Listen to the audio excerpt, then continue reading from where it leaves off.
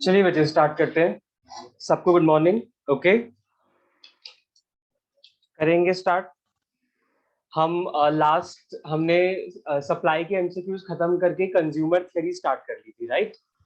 Consumer theory जब हमने start करी थी तो उसमें हमने स्टार्ट किया था कि कंज्यूमर होता कौन है वहां से, राइट। तो कंज्यूमर होता कौन है वो हमने देख लिया था, जो अपने नीड्स एंड वांट सेटिस्फाई करने के लिए गुड्स एंड सर्विसेज खरीदता है, ठीक है।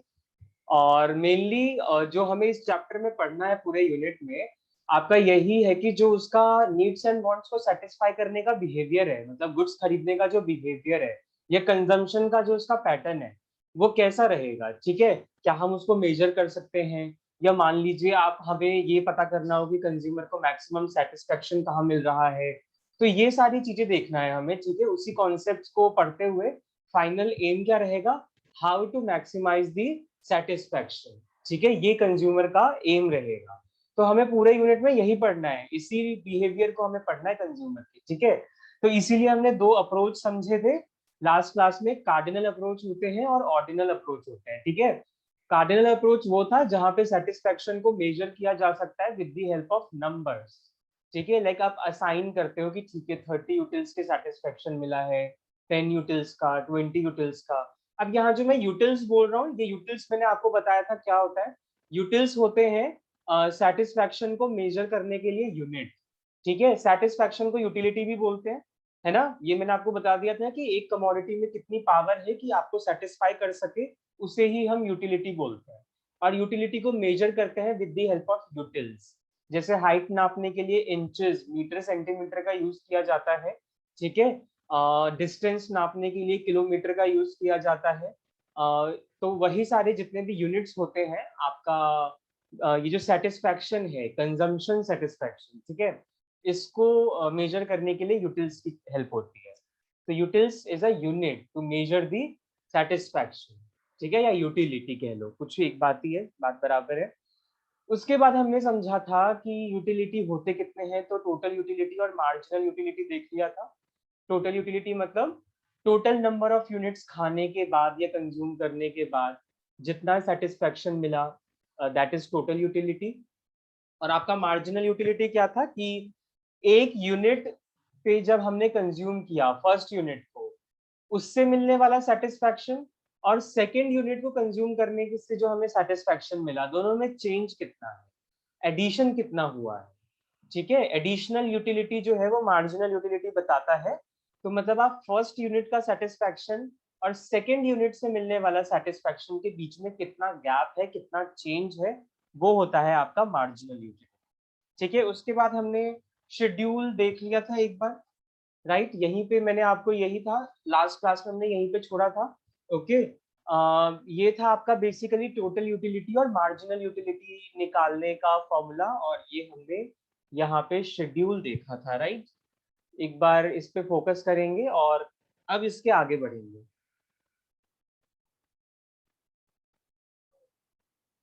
यस, टोटल यूटिलिटी जैसे मैंने आपको बताया, unit 1 plus unit 2 plus unit 3 and so on, जितने भी नंबर ऑफ यूनिट्स आप कंज्यूम कर रहे हैं उससे मिलने वाला सेटिस्फेक्शन सबको प्लस कर दीजिए, ठीक है। या दूसरा तरीका है, आप समेशन ऑफ एमयू भी कर सकते हो, उससे भी निकल जाता है, ठीक है। तो जैसा कि, और एमयू का फॉर्मूला आप देख सकते हो, एमयू का फॉर्मूला क्या है, T U N minus T U N minus one. N यहाँ पे क्या रिप्रेजेंट कर रहा है, जिस भी यूनिट को आप कंज्यूम कर रहे हो, और एन माइनस वन रिप्रेजेंट कर रहा है कि इससे पिछली वाली यूनिट पे क्या था सेटिस्फेक्शन या टी यू, ठीक है। तो हमने यहाँ पे देख लिया था फॉर्मूला, और आपका delta T U by delta Q था, उसकी हेल्प से हमने टी यू एम यू निकाल लिया था, राइट। तो यूनिट्स दे रखे हैं। अब आपको टी यू या एम यू में से कोई एक चीज तो गिवन होगी, तभी आप दूसरा निकाल सकते हो, ठीक है। सिर्फ यूनिट से हम नहीं निकाल सकते हैं। तो यूनिट्स थे 0 1 2 3 4 5, एंड टी यू की फिगर्स थी 0 20 36 44 50 50 एंड 45। उसकी हेल्प से एम यू निकल गया, 0 के ऊपर कुछ नहीं है तो 0, 20 माइनस 0 20, क्योंकि जो जिस यूनिट को आप कंज्यूम कर रहे हो माइनस कर दो पुरानी वाली यूनिट, तो अपने आप ही एमयू निकलता रहेगा। 20 माइनस 0, 36 माइनस 20, 44 माइनस 36, ऐसे कर करके आपका एमयू आता रहेगा, ठीक है। तो ये तरीका है टीयू से एमयू पे आने का। ओके, तो this is called total utility और मार्जिनल यूटिलिटी। अब कुछ बातें हमने नोट करी थी कि नहीं, एक चीज नोट करवाना है मुझे आपको। चलो, अब वही हमें नोट करना है, आगे बढ़ते हैं। ठीक है, ये जो हमने शेड्यूल बनाया है ना, इसको जरा ना डायग्राम पे प्लॉट कर लेते हैं। ठीक है, तो मतलब बेसिकली हम रिलेशनशिप समझने जा रहे हैं टीयू और एमयू के बीच में। स्टार्ट करेंगे, हेडिंग डालेंगे relationship between TU and MU. ये सब पुरानी बातें हैं, जिन लोगों ने भी इको पढ़ा हुआ है, कुछ भी नया तो है नहीं। राइट, आप लोगों ने माइक्रो में ये सब पढ़ा है, एक रिकॉल हो रहा होगा। Relationship between TU and MU. चलिए, अब जो पुराना वाला शेड्यूल है वो और डायग्राम। ठीक है, शेड्यूल क्या था हमारा, एक बार यहाँ पे सामने रख लेते हैं। यूनिट्स थे शायद 0, 1, 2, 3, 4, 5 एंड 6। टीयू था हमारा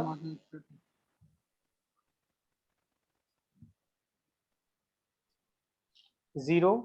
पहला तो 0 ही होगा, क्योंकि जब कुछ भी कंज्यूम नहीं कर रहे हो तो फिर तो 0 ही रहेगा टीयू। 0 यूनिट्स पे 0 टीयू। ठीक है, ये मैंने बता दिया था आपको।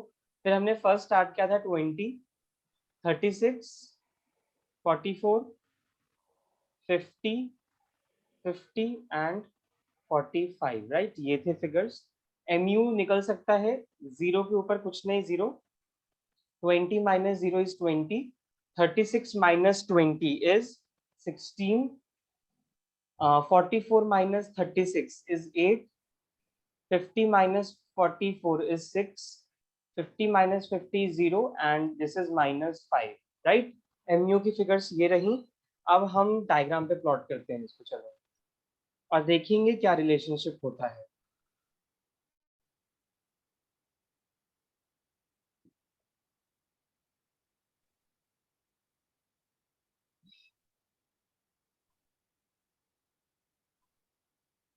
ओके, तो हम टीयू और एमयू तो वाई एक्सिस पे प्लॉट करेंगे, क्योंकि वो हमारा डिपेंडेंट वेरिएबल है। ठीक है, और जो इंडिपेंडेंट वेरिएबल है वो है आपका यूनिट्स, जो आप कंज्यूम कर रहे हो। आप कितना भी कंज्यूम कर सकते हो, इसमें चेंजेस इसकी वजह से आ रहे हैं। तो ये हुआ इंडिपेंडेंट, ये हुए डिपेंडेंट।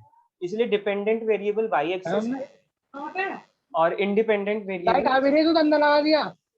बच्चे ऑडियो ऑफ कर लें एक बार।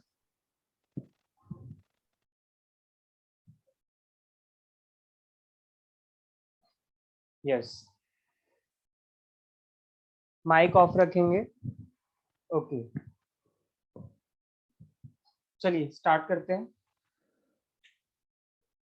1, 2, 3, 4, 5 एंड 6। फाइन, ये आपका हो गया एक्स एक्सिस। वाई एक्सिस पे अब एक वो ले लेते हैं स्केल, लाइक 20 से लेके मैक्सिमम जो दिख रहा है वो 50 दिख रहा है। राइट, तो 10, 20, 30, 40, 50 कर लेते हैं। 10-10 का गैप अच्छा रहेगा थोड़ा। हाँ चलो ठीक है, 10, 20, 30, 40 एंड 50। राइट, चलो अब मेजर करेंगे इसके टीयू और एमयू को, इस पे प्लॉट करेंगे। राइट, यस, यूनिट्स है जब 0 है, टीयू 0 है। ठीक है, तो लाइक स्टार्ट तो यहाँ से हो जाएगा। फिर जब 1 यूनिट्स आप कंज्यूम कर रहे हो तो टोटल यूटिलिटी आपका 20 यूनिट्स का है, तो 1 पे 20। ठीक है, 1 पे 20 यहाँ पे प्लॉट करते हैं। फिर जब आप 2 यूनिट्स कंज्यूम कर रहे हो तो 36 यूटिल्स का सेटिस्फैक्शन मिल रहा है, तो सेकेंड यूनिट पे 36, somewhere around hair.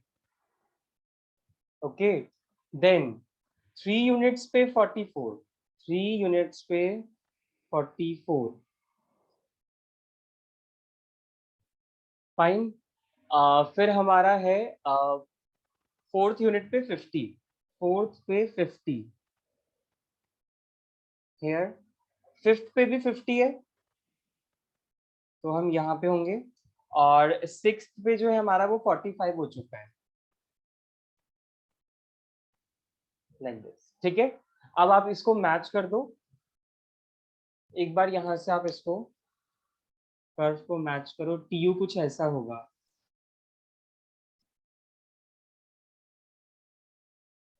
This is TU, right.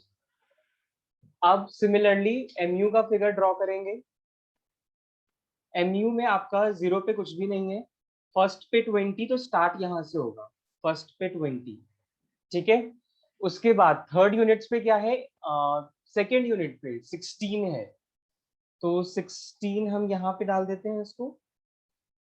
Third unit पे है 8 यूनिट्स का सेटिस्फेक्शन, कुछ यहाँ पे।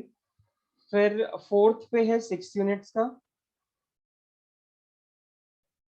देन फिफ्थ 5 पे 0, तो ये एक्सेस पे आ जाएगा 5 तो, और 6 पे है -5। अच्छा, एक ना हमें माइनस का भी एक्सेस बनाना था यहाँ पे। ऊपर अगर पॉजिटिव वाई एक्सेस है तो नीचे होता है वाई नेगेटिव का, वाई डैश के नाम से जिसे हम प्लॉट करते हैं। ठीक है, यहाँ पे हम कर देते हैं -5। ठीक है, तो ये हो गया हमारा 6 यूनिट्स पे -5। फाइन, तो आपका देखो ये बना एमयू कर्व।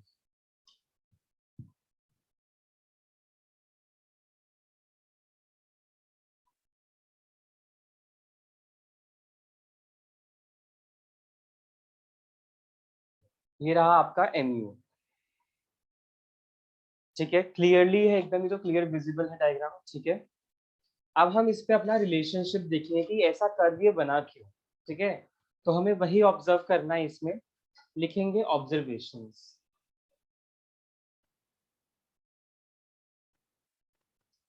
आपने ये डायग्राम बना के टीयू और एमयू के बारे में क्या ऑब्जर्व किया है। ठीक है, तो आपने ये ऑब्जर्व किया है, देखिए 3 फेजेस में मैं बांट देता हूँ इसको। एक तो यहाँ, एक ये, एक अकेला ये, और फिर ये थर्ड। ठीक है, like this one first, this is second, and this is third.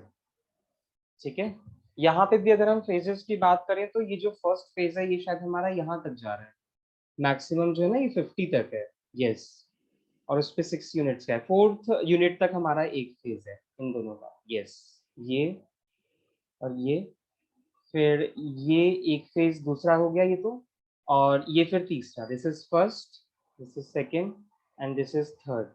ये 3 चीज और ऑब्जर्व करनी है हमें। ठीक है, अब आप देखो फर्स्ट चीज में क्या हो रहा है, फर्स्ट फेज में क्या हो रहा है। आप क्या कर रहे हो, पहले आप कुछ भी कंज्यूम नहीं कर रहे थे। ठीक है, 0 यूनिट्स, नॉर्मल सी बात है, जब कुछ भी कंज्यूम नहीं करोगे तो सेटिस्फेक्शन भी 0 मिलेगा। कुछ खाया ही नहीं तो क्या सेटिस्फेक्शन फिर। ठीक है, तो टीयू इज 0, तो एमयू पे भी या तो आपका 0 होगा या फिर ये खाली जाएगा, क्योंकि आपने कुछ कंज्यूम तो किया नहीं है। ठीक है, उसके बाद आपने यूनिट्स जो है वो बढ़ाने स्टार्ट कर दिए, मतलब आपने एक कमोडिटी ली, आपने उसका कंजम्पशन स्टार्ट कर दिया और आप उसको धीरे धीरे बढ़ा रहे हो। पहले आपने 1 यूनिट कंज्यूम किया, फिर 2 यूनिट, फिर 3 यूनिट, और ऐसे करते करते आप 4 यूनिट कंज्यूम कर दिए। तो जब आपने ये 4 यूनिट कंज्यूम करी तो टीयू पे क्या इफेक्ट पड़ा है, आपका जो टोटल यूटिलिटी है वो भी बढ़ रहा है इनिशियली। ठीक है, क्योंकि इनिशियली जो था ना, उस कमोडिटी की हमें नीड थी, हमें उसकी जरूरत थी, तो उसको जितना ज्यादा हम कंज्यूम करेंगे सेटिस्फैक्शन इनिशियली बढ़ता है। ठीक है, क्योंकि वो चीज पहले आपके पास नहीं थी, वो नई नई आई है आपके पास, तो आपको उससे मिलने वाला जो बेनिफिट होगा वो ज्यादा होगा। ठीक है, तो इसलिए हमारा जो यूटिलिटी है वो भी बढ़ता है, तो 20, 36, 44, 50 ऐसे बढ़ रहा है। But thing is that MU आपका गिरेगा, रहेगा तो पॉजिटिव बट गिरेगा। क्यों? क्योंकि मैंने आपको पहले ही बताया था, फर्स्ट यूनिट पे जो कंजम्पशन से सेटिस्फैक्शन होगा, दूसरे यूनिट के उन दोनों के बीच का जो गैप होगा वो डिक्लाइन हो रहा होगा। ठीक है, क्यों? क्योंकि जब मान लो बहुत भूख लगी है और तुमने एक बर्गर खाया, तो नॉर्मल सी बात है तुम्हें बहुत ज्यादा सेटिस्फैक्शन मिला होगा, क्योंकि तुम भूखे थे एकदम से। ठीक है, तो वो उसने बहुत ज्यादा सेटिस्फाई किया। अब सेकंड बर्गर अगर आप कंज्यूम करते हो तो नॉर्मल सी बात है, जितना सेटिस्फैक्शन फर्स्ट बर्गर से मिला था सेकंड पे उतना नहीं मिलेगा। क्यों? क्योंकि टेस्ट पहचान चुके हो, भूख अब थोड़ी कम हो गई होगी। ठीक है, कोई नई चीज तो आपको मैंने दी नहीं, सेम चीज ही खा रहे हो। तो यही बात होता है कि टोटल में तो बढ़ेगा, क्योंकि अभी पेट फुल होने के उस पे है। ठीक है, तो सेटिस्फैक्शन बढ़ रहा है, बट जो दोनों के बीच में चेंज है ना, मार्जिनल चेंज, वो हमेशा डिक्रीज होगा, क्योंकि फर्स्ट यूनिट पे मिलने वाला सेटिस्फैक्शन और सेकेंड यूनिट का सेटिस्फैक्शन सेम नहीं होता, डिक्लाइन हो रहा होता। ठीक है, इसलिए आप देख रहे हो एमयू बढ़ तो रहा है बट डिक्रीजिंग रेट से बढ़ रहा है। इन दोनों के बीच में गैप है, इन दोनों के बीच में गैप है 20 का, 20 से 36 के बीच में गैप है 16 का, 36 से 44 के बीच में गैप है 8 का।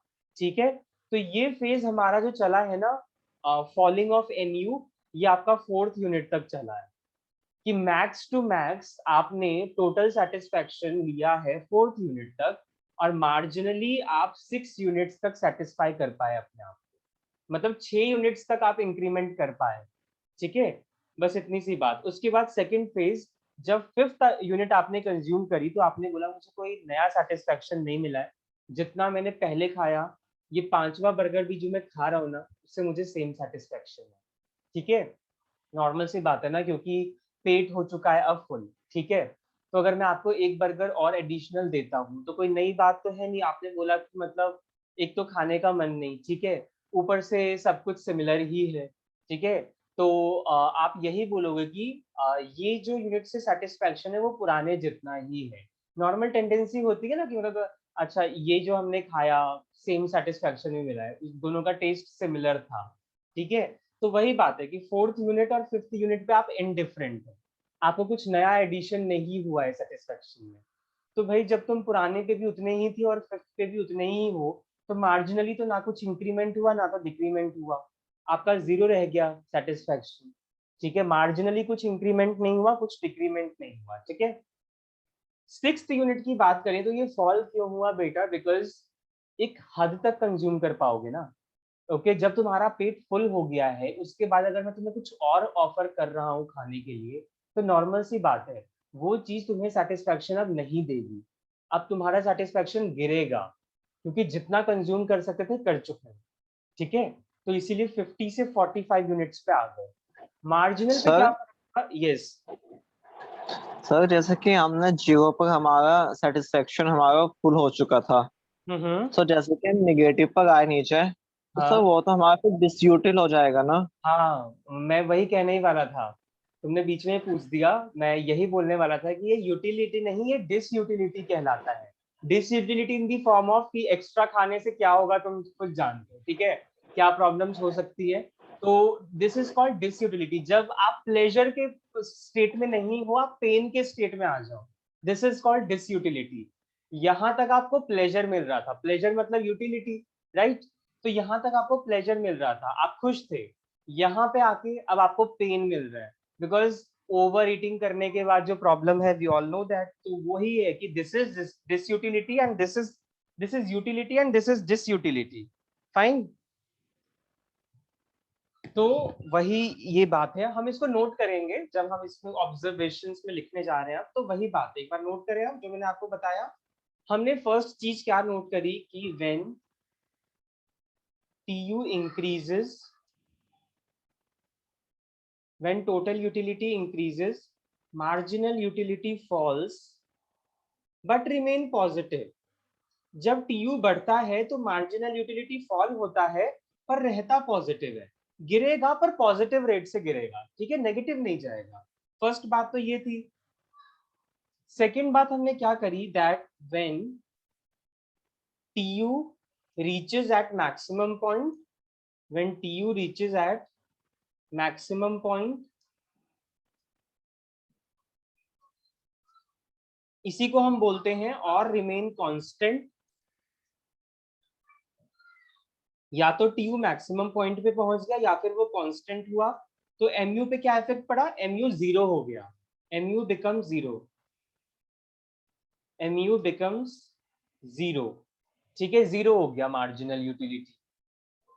आज तो काफी सारे स्टूडेंट्स हैं, लगता है नए स्टूडेंट्स काफी हैं आज।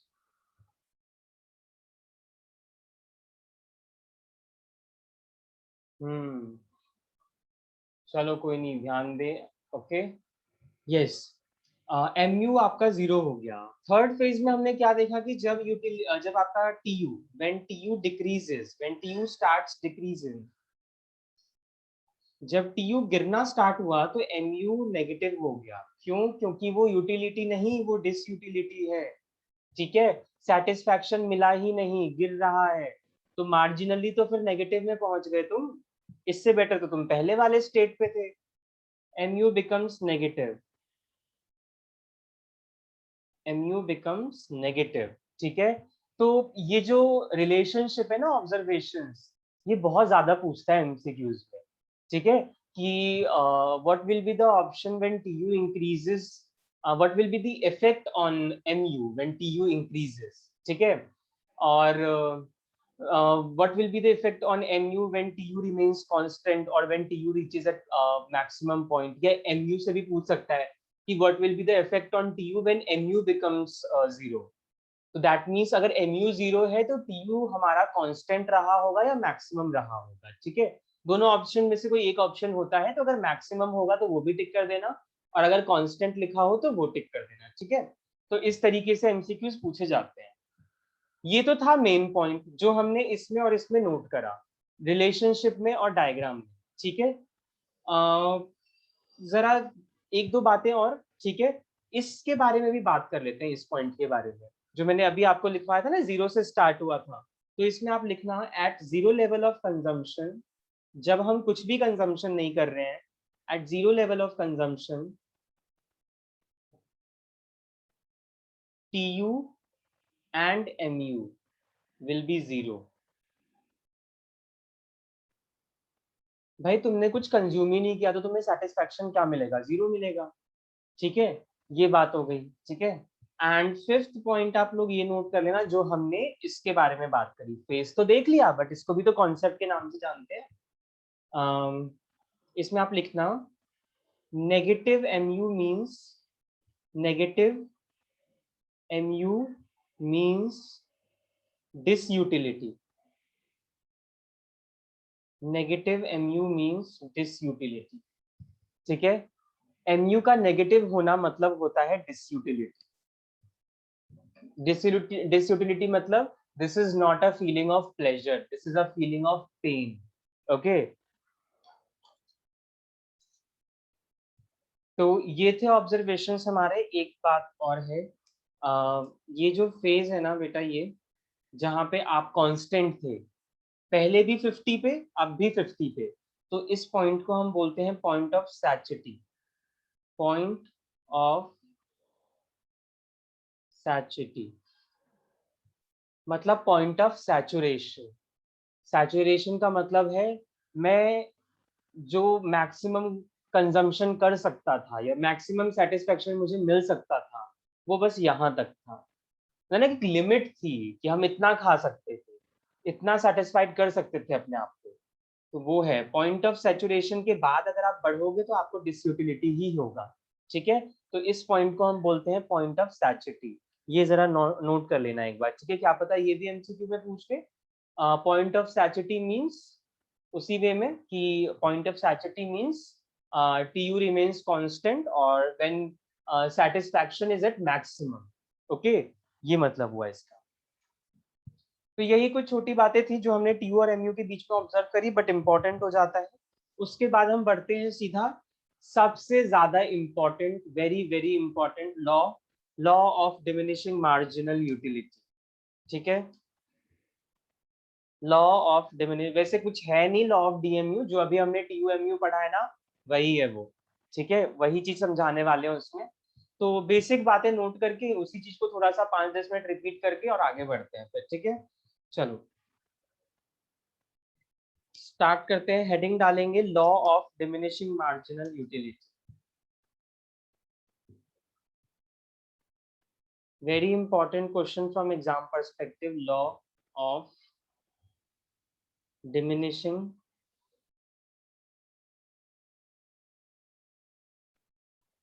marginal utility।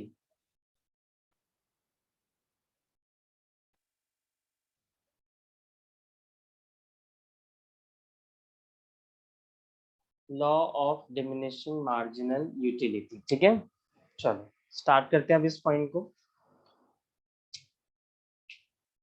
Law of diminishing marginal utility, बहुत इंपॉर्टेंट लॉ है, कंजम्पशन का लॉ है ये, ठीक है, लॉ ऑफ डिमिनिशिंग।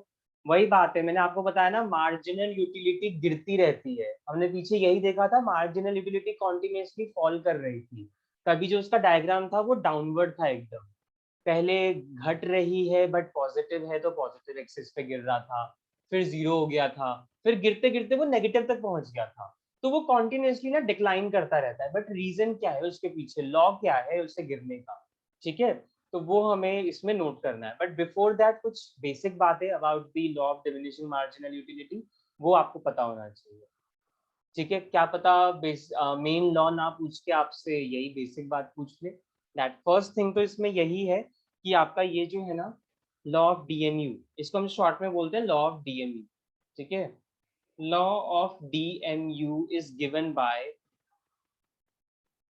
जब भी इकोनॉमिक्स में, सर यस, सर DOMU के अलावा कोई और भी नेम है जो हमसे पूछा जा सकता है क्वेश्चन में? हाँ बताता हूँ मैं इसमें, चलो वही मैं आपको लिखवा रहा था, तो उसी बात को एक बार नोट करेंगे। सबसे पहली बात तो हमें नोट करना है कि ये लॉ दिया किसने था, law of DMU is given by H Gaussian, Gaussian ने दिया था ये, ठीक है, गॉसन ने दिया था, इनका पूरा नाम था हरमन हेनरिक गॉसन, ठीक है, हरमन हेनरिक गॉसन,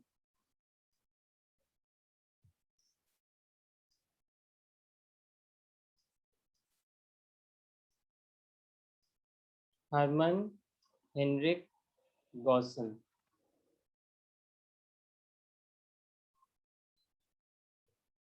दूसरी बात क्यों, क्योंकि इसे गॉसन ने दिया था, एच गॉसन ने, इसीलिए इसको बोलते हैं, it is also known as Gossen's first law of consumption. Gossen's के दो लॉ हैं कंजम्पशन के, पहला लॉ उसका लॉ ऑफ डीएमयू है, it is also known as Gossen's first law of consumption. Consumption का पहला जो लॉ है ना वो गॉसन ने बताया है। तो ये रही कुछ बेसिक बातें, अब हम पढ़ेंगे कि चलो ठीक है, एच गॉसन ने इसको दिया है, उसने उसको अपने नाम पे इसको पहला लॉ बताया, तो इसमें ऐसा है क्या जिसकी वजह से इसका नाम पड़ा गॉसन्स फर्स्ट लॉ ऑफ कंजम्पशन, ठीक है, तो अब हम वही बात करेंगे कि इसमें है क्या।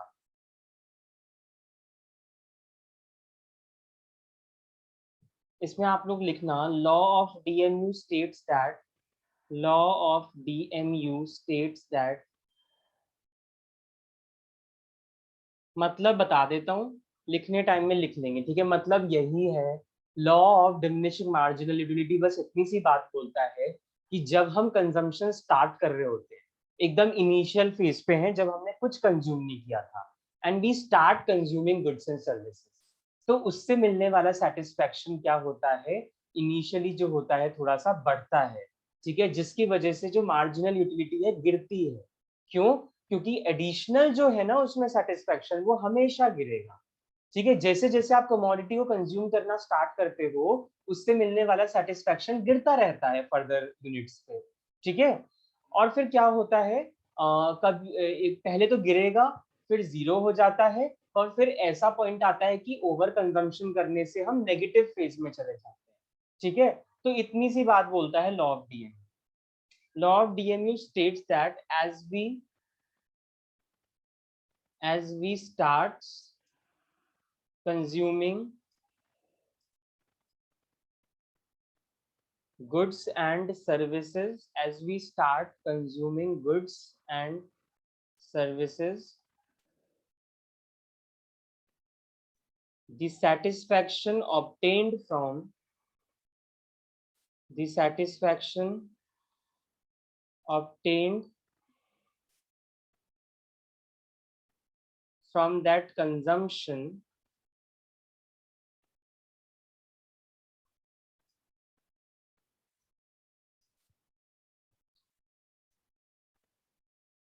as we start consuming goods and services, the satisfaction obtained from that consumption will be decline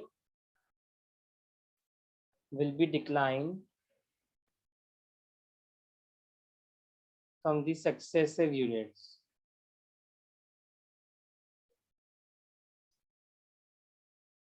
जैसे जैसे आप अपने यूनिट्स बढ़ाते जाओगे कंजम्पशन के, मतलब कंजम्पशन करना स्टार्ट करोगे और उसको बढ़ाते जाओगे, ठीक है, 1 यूनिट कंज्यूम किया, 2 यूनिट कंज्यूम किया, 3 यूनिट कंज्यूम किया, उससे मिलने वाला जो आपको सेटिस्फैक्शन है, यूटिलिटी है, वो आपकी हमेशा गिरती रहे, ठीक है, क्योंकि जब हमें एकदम भूख लगी होती है तब हमारा एकदम जो हंगर का स्टेट है वो पीक पे है। आपने थोड़ा-सा कुछ खाना खाया, थोड़ा-सा सैटिस्फैक्शन कम हो जाएगा, क्योंकि पेट थोड़ा-सा भर चुका है, ठीक है? तो खाते जाओगे, कंज़्यूम तो ज़्यादा करते रहोगे क्योंकि पेट को पूरा भरना है, पर सैटिस्फैक्शन जो है वो डिक्लाइन होता रहेगा, first unit, second unit, third unit पे, ठीक है? तो this is called law of DMU, बस इतनी सी बात है इसमें। ये ध्यान रखना है कि as we start consuming more and more units of a good, the satisfaction obtained from the consumption of successive units will be decline, ठीक है, हमेशा गिरेगा वो, तभी इसका नाम ही पड़ा है डिमिनिशिंग मार्जिनल यूटिलिटी। डिमिनिश का मतलब क्या होता है? गिरते रहना, ठीक है।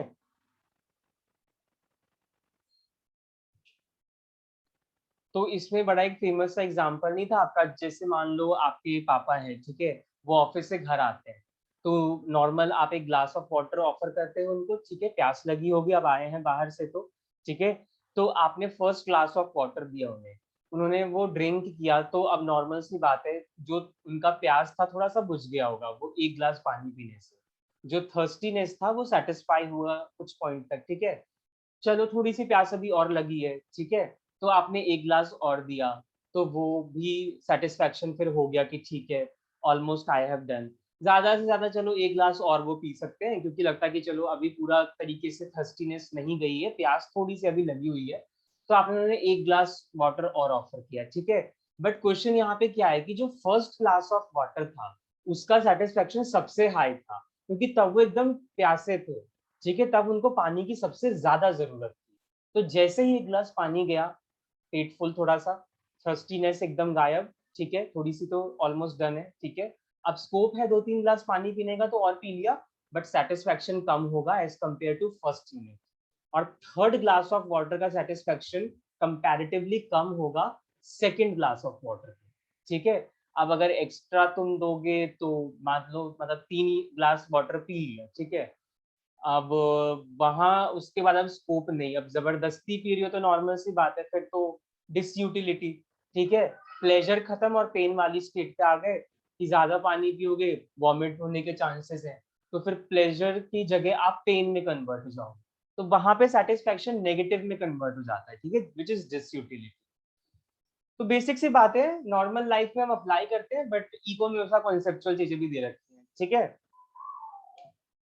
तो कभी कोई पूछे ऑफर रेस्टोरेंट वगैरह में दैट और लोगे, तो उनको बस सिंपली बोलना no, I am highly satisfied, मैं एकदम उस पे स्टेट पे आ चुका हूँ सैचुरेशन, ठीक है। तो use your eco terminology in your real life, use किया करो जब पता है इन चीजों का, तो ठीक है। तो ऐसे बोलना कि नो नो हमारा सैचुरेशन पॉइंट आ चुका है, सो दैट इज मैक्सिमम, ठीक है? या हमारा NU 0 हो चुका है, TU मैक्सिमम हो चुका है, बस अब उससे ज़्यादा कुछ नहीं चाहिए, ठीक है? ओके, फाइन, आगे बढ़ें? चलिए, इतनी सी बात थी बस लॉ ऑफ डीएमयू के बारे में, ठीक है? उसके बाद हमारा जो टॉपिक आता है वो है कंज्यूमर्स इक्विलिब्रियम, ठीक है? उसके बाद हम इसमें पढ़ेंगे consumers equilibrium, but before that कुछ असम्पशन्स हैं, ठीक है? कुछ असम्पशन्स हैं बेटा, उसको पढ़ लेते हैं एक बार, about the cardinal utility approach, ठीक है? तो एक बार उस असम्पशन्स को हम देख लेते हैं, बिकॉज़ वो असम्पशन्स इम्पोर्टेंट है, पेपर में पूछा जाता है। ये जो हम लॉ पढ़ रहे हैं ना, ये law of DMU, law of basically जो भी है ये आपका, ठीक है? तो इसमें आपका फोकस ये रहेगा कि हमें क्या-क्या चीज़ें अज़्यूम करके चलनी है, बिफोर अप्लाइंग दिस लॉ, या फिर मैं आपको बोलूँ ना कि टीयूएमयू का जो बिहेवियर है, वो किस असम्पशन्स पे टिका है। क्योंकि कोई भी लॉ पढ़ने के लिए कुछ असम्पशन्स तो रखनी पड़ती हैं, ठीक है? तो वो असम्पशन्स ही हमें देखना है कि क्या है। तो एक बार उन असम्पशन्स की बात कर लेते हैं, write down the heading.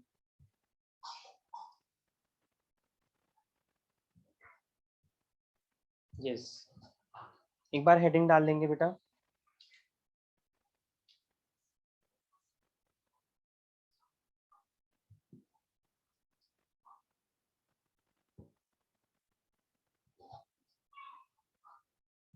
assumptions of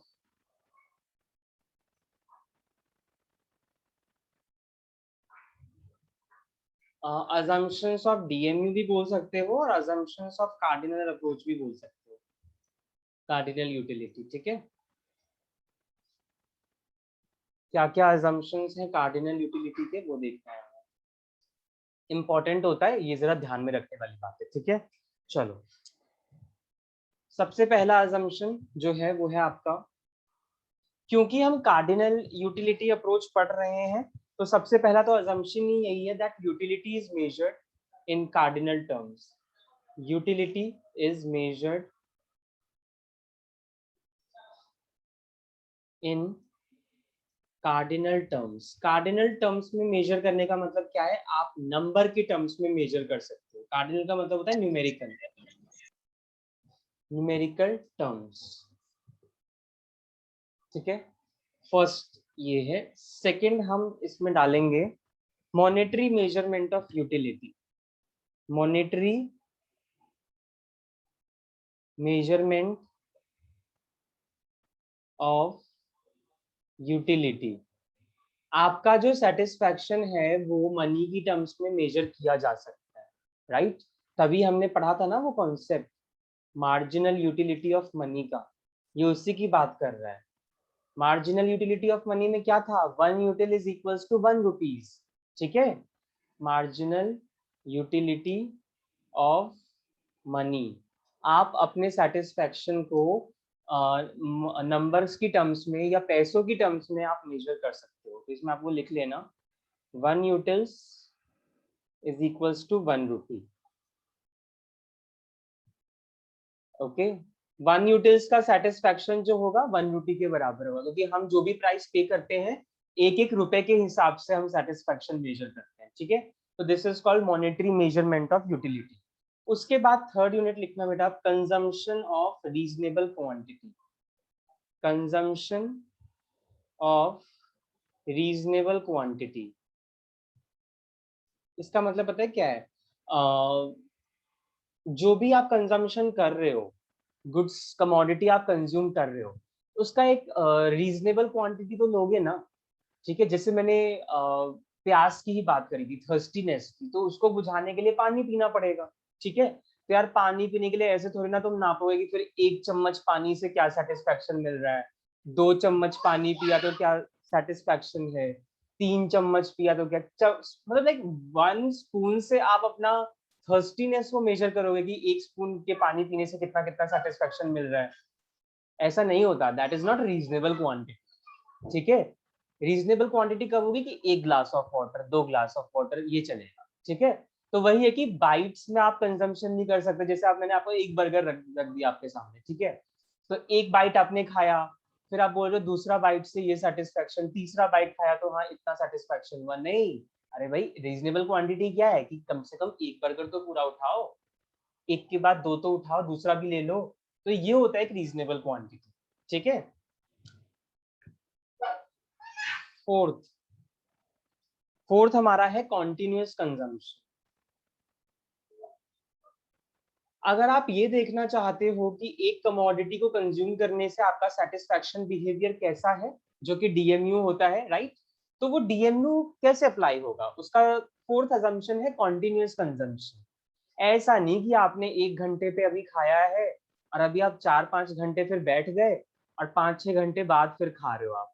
normal सी बात है, जो 4-5 आवर्स पहले आपने खाया था और अब आप 4 to 5 आवर्स बाद खा रहे हो, तो बीच में टाइम गैप जो है वो बहुत ज्यादा है, आप फिर से हंगर की स्टेट पे आ जाओगे, ठीक है।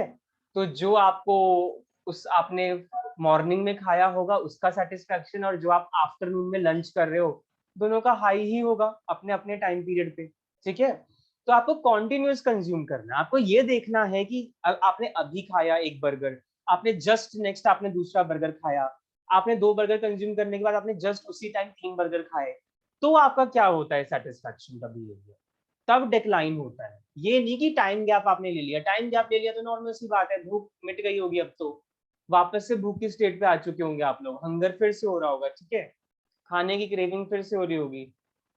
तो कॉन्टिन्यूटी रहना चाहिए कंजम्पशन में, दिस इज द फोर्थ, ठीक है। Next, no change in quality, ये भी सही बात है भाई, क्वालिटी में कोई चेंज नहीं होना चाहिए।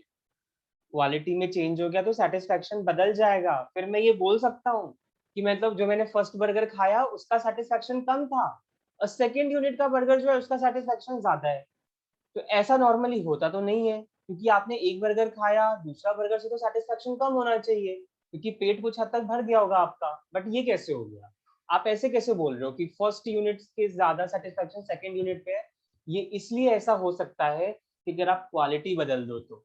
ठीक है, एक नॉर्मल स्टॉल वाला बर्गर खाओ और आप मैकडी में खा के जाओ, दोनों का क्वालिटी में कितना डिफरेंस है, दोनों के टेस्टेस में कितने डिफरेंस है। ठीक है, तो वही बात है कि ठीक है, जैसे होता है ना कि घर में नॉर्मल खाना खा ले, ठीक है, दाल रोटी चावल खा ले, उसके बाद कोई पार्टी ऑफर करे तो आराम से जाने के लिए लोग तैयार होंगे। ठीक है, क्योंकि दाल रोटी चावल का सेटिस्फैक्शन वो जंक फूड और वो जो काफी स्पाइसी फूड जो होते हैं वो थोड़ी ना वो कर पाएंगे।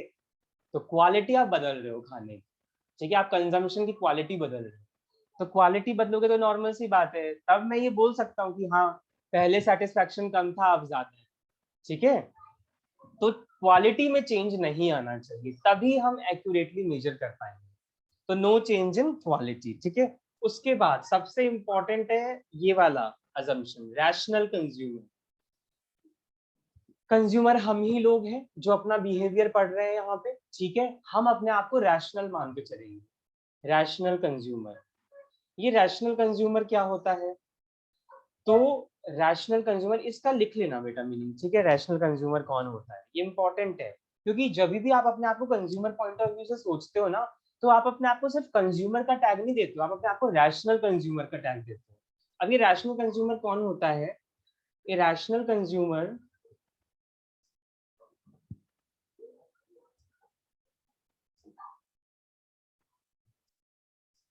is one who always aims to maximize his satisfaction, who always aims to maximize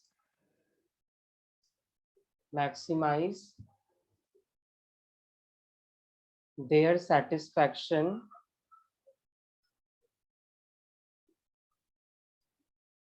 out of the limited resources, out of the limited resources,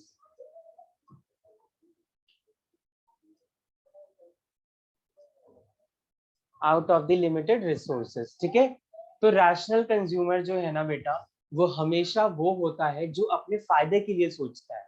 वो ये सोचता है इतने ही पैसे से ज्यादा क्वांटिटी कैसे खरीदूं जिससे ज्यादा सेटिस्फेक्शन मिले। और मार्केट में एज अ कंज्यूमर जब भी हम जाते हैं तो हम हमेशा रैशनली ही बिहेव करते हैं, तभी हम नेगोशिएशंस करते हैं। ठीक है, तभी हम बार्गेनिंग करते हैं कि भाई नहीं, इतने का सामान है, इतने में दे दो, पैसे बच जाएंगे तो कुछ और भी खरीद लेंगे। ठीक है, तो यही बात होती है कि हम हमेशा रैशनली ही बिहेव करते हैं। रैशनली हम कब बिहेव नहीं करते हैं वो हमने डिमांड में पढ़ लिया है, exceptions to the law of demand. ठीक है, जब लगता है कि यार ये चीज बहुत अच्छी है, इसको छोड़ा नहीं जाता, फैशनेबल है, ठीक है, बेसिक नेसेसिटी है, जितने दाम में दे रहे हो दे दो, कोई बात नहीं, खाना तो है ही से। ठीक है, तो रैशनल कंज्यूमर हमेशा हम ऐसा अपने आप को मान के चलते हैं। तो ये भी एक अजम्पशन है, एक रैशनल कंज्यूमर वही है जो सोचेगा कि how to maximize our satisfaction. ठीक है, ओके, नेक्स्ट, सिक्स्थ हो गए, सेवंथ। सेवंथ जो अजम्पशन है वो है इंडिपेंडेंट यूटिलिटीज। इंडिपेंडेंट यूटिलिटीज, ये जस्ट एक अजम्पशंस है, डिटेल में तो नहीं आएगा, बट आपसे जस्ट ऐसे पूछने हैं कि बताओ चार ऑप्शन है, इसमें से कौन सा अजम्पशन नहीं है लॉ ऑफ डीएमयू का या कार्डिनल अप्रोच का। ठीक है, तो इसलिए हम पढ़ रहे हैं इसको। इंडिपेंडेंट यूटिलिटीज का मतलब बेटा वही है कि मैंने आपको पहले ही बता दिया, यूटिलिटी सब्जेक्टिव है। सब्जेक्टिव मतलब का क्या है कि मेरे लिए जो सेटिस्फैक्शन है आपके लिए वो नहीं भी हो सकता है। ठीक है, क्योंकि आपकी जरूरतें डिफरेंट है और मेरी जरूरतें डिफरेंट है। हमें खाने में जिस चीज का पसंद है, जो मुझे पसंद है वो जरूरी नहीं आपको पसंद हो। ठीक है, जो क्लॉथिंग स्टाइल मुझे पसंद है वो जरूरी नहीं आपको पसंद हो। तो हमारे टेस्ट एंड प्रेफरेंसेस डिफरेंट हैं। तो जब हमारे टेस्ट डिफरेंट है तो हमारा कंजम्पशन बिहेवियर भी डिफरेंट होगा, ठीक है। और अगर कंजम्पशन बिहेवियर डिफरेंट होगा तो उससे मिलने वाली यूटिलिटी भी डिफरेंट होगी, जो सिर्फ हमारे बिहेवियर पे डिपेंड करे, ना कि दूसरे पर्सन के बिहेवियर पे। मुझे क्या फर्क पड़ता है दूसरा वाला बर्गर खा रहा है, मोमोज खा रहा है, पिज्जा खा रहा है, मुझे जो अच्छा लगेगा मैं वो खाऊंगा, उसके बाद मैं देखूंगा कि मुझे सेटिस्फेक्शन कितना मिला, ठीक है। तो इसीलिए यूटिलिटी जो होती है ना वो इंडिपेंडेंट होती है। आप दूसरे के सेटिस्फेक्शन से अपने सेटिस्फेक्शन को जज नहीं कर सकते, ठीक है, जब तक आप उसको कंज्यूम ना कर लो। Okay next. हाँ बेटा ये भी एक इम्पोर्टेंट है, fixed income and prices, fixed prices of goods and services, fixed prices and, अलग अलग कर लो इसको, fixed prices of goods and services. एक टाइम पीरियड में ना मान के चलना जो गुड्स एंड सर्विसेज के प्राइस है वो फिक्स्ड है, नॉर्मली होता नहीं है ऐसा, मुझे पता है रियल लाइफ में तो ऐसा होता नहीं है कि फिक्स्ड रहे, बट जिस टाइम पीरियड के लिए आप स्टडी करना चाहते हो अपने बिहेवियर को, भाई उस टाइम पीरियड लेके तो मान के चलोगे ना कि ये प्रोडक्ट इसी रेट में मिल रहा है, ठीक है, क्योंकि अगर आपने प्राइसेस में चेंज किए तो आपका बिहेवियर बदल जाएगा, नॉर्मल सी बात है ना। जैसे फॉर एग्जाम्पल मान लो आपने फर्स्ट बर्गर खाया वो 60 रुपी का था, ठीक है, हाईली सेटिस्फाइड, दूसरा बर्गर खाया वो भी 60 रुपी का, तो उससे थोड़ा सेटिस्फेक्शन कम मिलेगा। मान लो मैं ये प्राइसेस कम कर दूं, 60 से सीधा 40 कर दूं, आप बोलोगे लेके आ जाओ, और अभी तो मेरे पास और पैसे हैं, अब तुमने प्राइसेस भी कम कर दिए तो मैं तो और कंज्यूम कर सकता हूँ, ठीक है। तो फिक्स्ड प्राइसेस हम मान के चलेंगे, क्यों, क्योंकि प्राइसेस फिक्स्ड रखोगे तभी आप बिहेवियर जज कर पाओगे। प्राइसेस में फ्लक्चुएशंस कर दिया आपने तो आपका बिहेवियर भी बदल जाएगा उसी टाइम पीरियड पे। टाइम इतना मतलब 1 सेकंड का भी टाइम नहीं लगना तुम्हारे बिहेवियर को बदलने के लिए, वही तो हमें नहीं करना है। पर्टिकुलर टाइम पीरियड पे एक ही टाइप की स्टडी कर सकते हैं ना कि इस प्राइस पे मुझे क्या गुड्स एंड सर्विसेज कितनी क्वांटिटी में मिल रही है। Fixed prices of goods and services, और दूसरा असम्पशन इसी में जो था वो हमने बाइफरकेट कर लिया, फिक्स्ड इनकम ऑफ कंज्यूमर।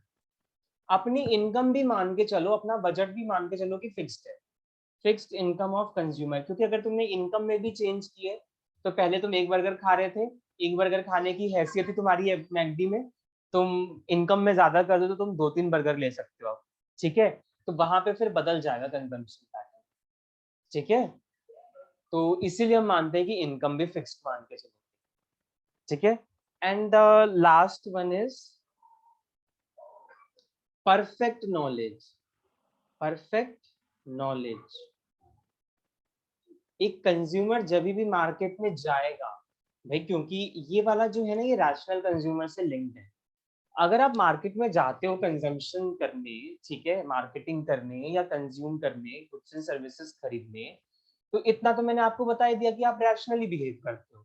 तो भाई रैशनली बिहेव आप क्यों करते हो, क्योंकि आपको परफेक्ट नॉलेज है, ठीक है, आपको पता है कि मार्केट यहाँ है, इस मार्केट में ये गुड्स एंड सर्विसेज अवेलेबल हैं, ये उसके प्राइसेस हैं, ठीक है, आपको ये भी पता है कि ये सेम प्रोडक्ट किस मार्केट में आपको कम प्राइसेस पे मिल सकता है, ठीक है। तो ये भी हम अज्यूम करके चलेंगे कि कंजम्पशन जब करना स्टार्ट करता है कंज्यूमर, तो उसको पता है कि वो क्या कंज्यूम कर रहा है, वो कहाँ पे कंज्यूम कर रहा है, वो कितना पे करने जा रहा है। मैकडी आउटलेट में बैठोगे तो ये परफेक्ट नॉलेज है ना तुम्हें कि इतना प्राइस तुम्हारा आएगा ही आएगा, ठीक है। ये तो माइंड में लेके जाओगे नहीं कि भाई स्टॉल पे जितना बर्गर मिलता है जिस रेट का उतना ही मैकडी में भी मिलेगा, ये तो खुद की सोचने वाली बात है। तो तुमने ऐसा क्यों सोचा, क्योंकि तुम्हें नॉलेज है कि रिटेल आउटलेट महंगे होते हैं और स्टॉल वाले सस्ते होते हैं, ठीक है। तो ये सारे हैं कुछ assumptions about the cardinal approach, इसको नोट कर लेंगे। इसके बाद हम बढ़ते हैं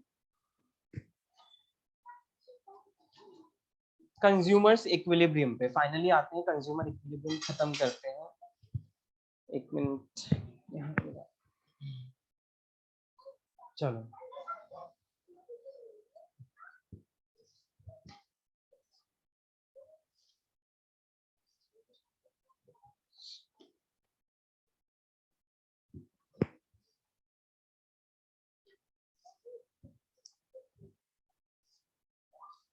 कार्डिनल अप्रोच के छोटे छोटे कॉन्सेप्ट खत्म है, अब सीधा हम इक्विलिब्रियम पढ़ सकते हैं, ठीक है। हेडिंग डालेंगे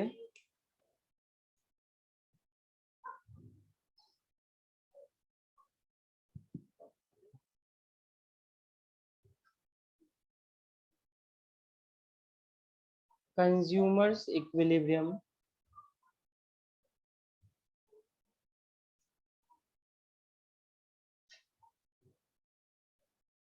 through cardinal approach. Cardinal approach के थ्रू कंज्यूमर्स इक्विलिब्रियम कैसे अचीव करेगा? कार्डिनल अप्रोच, आपको कंज्यूमर पता है क्या होता है, मैं इक्विलिब्रियम का मतलब आपको बताता हूँ यहाँ पे क्या होता है। कंज्यूमर्स इक्विलिब्रियम किस को बोलते हैं, क्या मतलब होता है कंज्यूमर इक्विलिब्रियम का? कंज्यूमर इक्विलिब्रियम का मतलब ये होता है कि जब आप किसी भी कमोडिटी को कंज्यूम करना स्टार्ट करते हो, किसी भी प्रोडक्ट को कंज्यूम करना स्टार्ट करते हो, तो एम तो आप यही लेके चलते हो कि how to maximize the satisfaction, maximum satisfaction को कैसे अचीव किया जाए। ठीक है, तो जब आपने स्टार्ट किया कंजम्पशन करना, तब तो ग्रेजुअली आपका सेटिस्फैक्शन धीरे धीरे बढ़ रहा है। ठीक है, मार्जिनली डिक्लाइन हो रहा है। ठीक है, मैक्सिमम सेटिस्फैक्शन आपका कब मिलेगा? वो आपका जब भी आपको मिल जाए। बेसिकली तरीका तो हमने देख ही लिया मैक्सिमम सेटिस्फैक्शन अचीव करने का। ठीक है, वो जैसा हमारा जहाँ पे मार्जिनल यूटिलिटी 0 हो जाता था, Q कांस्टेंट हो जाता था। ठीक है, तो वो हमारा मैक्सिमम सेटिस्फैक्शन था। Got it? तो जिस भी पॉइंट पे आपको मैक्सिमम सेटिस्फैक्शन मिले, वो आपका कंज्यूमर्स इक्विलिब्रियम होता है। ठीक है, क्योंकि यही एम था, यही अचीव हो गया। इस जो गोल था उससे हमें आगे नहीं जाना है, तो उससे पीछे भी नहीं आना। मतलब जो हमारा गोल है ना, उसमें हमें फ्लक्चुएशन नहीं चाहिए। अगर मेरा गोल है कि मुझे सेटिस्फैक्शन को मैक्सिमाइज करना है, और अगर ये हो रहा है, तो मैं यही रहना चाहूंगा। ठीक है, यस, पॉइंट ऑफ सैचुरेशन ही होगा आपका कंज्यूमर्स इक्विलिब्रियम। ठीक है, बट एक कॉन्सेप्ट हम यहाँ पे और देखेंगे, हम उसके इक्वालिटी से प्रूव करेंगे। ठीक है, कहलाता तो पॉइंट ऑफ सैचुरेशन ही है, बट एक फैक्टर और यहाँ पे आ जाता है। सबसे पहले यहाँ पे कंज्यूमर्स इक्विलिब्रियम का मीनिंग नोट कर लो, that consumer's equilibrium means, consumer's equilibrium means, equilibrium का मतलब होता है बच्चे बैलेंस्ड पोजीशन, इक्वालिटी के पोजीशन पे है ना इक्विलिब्रियम। आप बैलेंस पोजीशन पे हो, ना कुछ चीजें ज्यादा है ना कुछ चीजें कम है। ठीक है, आप अपनी लाइफ में इक्विलिब्रियम पे हो, आपको जो चाहिए था आप सबको मिल चुका है। ठीक है, consumers equilibrium means the point of maximum satisfaction, the point of maximum satisfaction. ठीक है,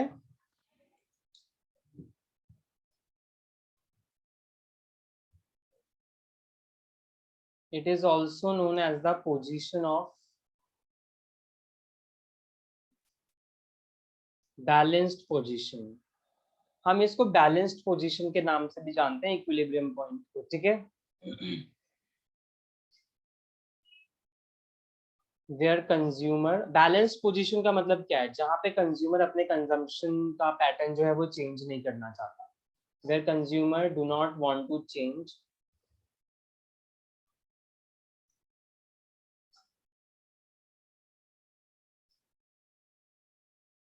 it's consumption pattern.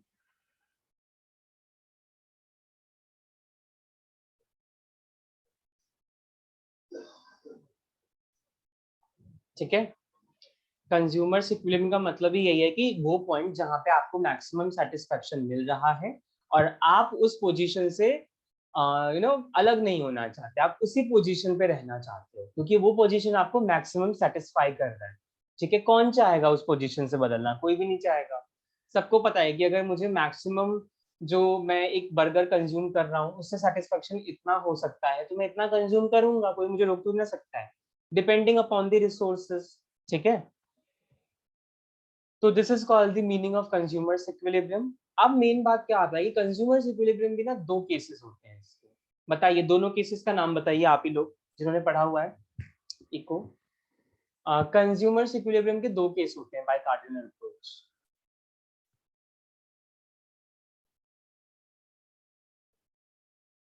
To cases of consumers equilibrium. Very good, yes, ठीक है महक। बाकी लोगों को नहीं पता क्या? कितने केसेस होते हैं? एक ही स्टूडेंट का रिप्लाई आया है।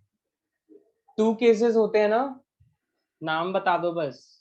2 केस होते हैं वो तो हमें पता चल ही गए हैं, नाम बता दो बस। पहला होता है हमारा सिंगल कमोडिटी केस, या जिसको हम वन कमोडिटी केस भी बोलते हैं, सिंगल कमोडिटी केस।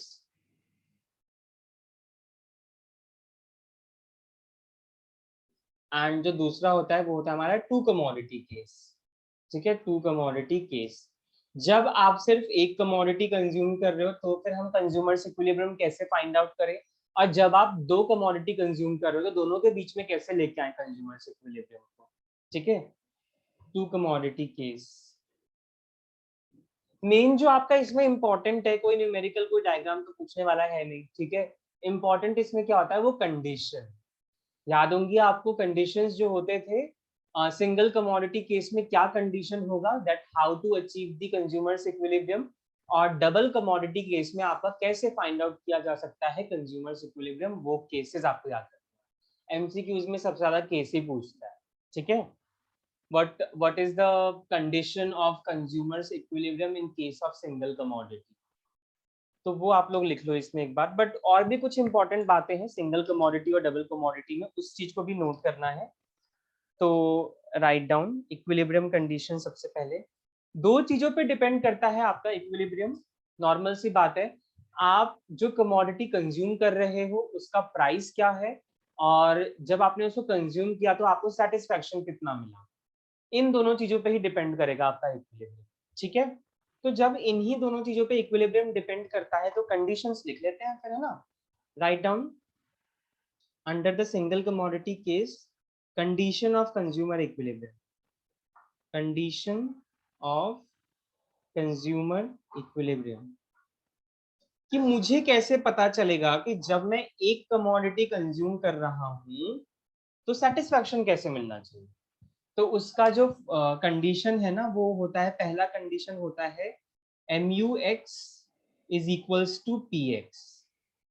ठीक है, या कभी कभी हम इसको ऐसे भी लिखते हैं, और MUX is equals to PX is equals to MUM। दोनों ही ठीक है, ठीक है, कोई सा भी ऑप्शन हो इन दोनों में से आप उसी को टिक कर। MUX आपका क्या है, marginal utility from commodity X। X का मतलब ये है ना कि हम कमोडिटी X कंज्यूम कर रहे हैं।